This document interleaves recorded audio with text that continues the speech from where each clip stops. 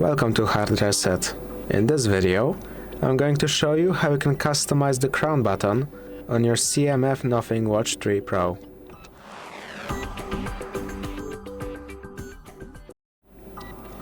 To customize the crown button, you want to enter your Nothing X app, and in your device's settings, scroll down to Device Settings option. Here again, scroll down to Crown Shortcut, and then choose the desired outcome of double-clicking the crown button.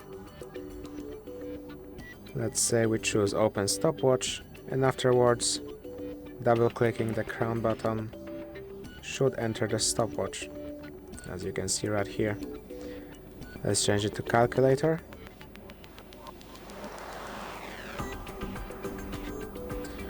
Though you might have to exit the app first.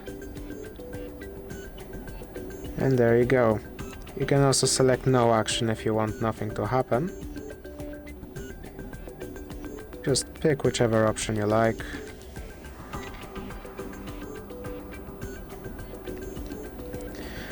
If this video helped you, please consider subscribing, leave a like and a comment down below.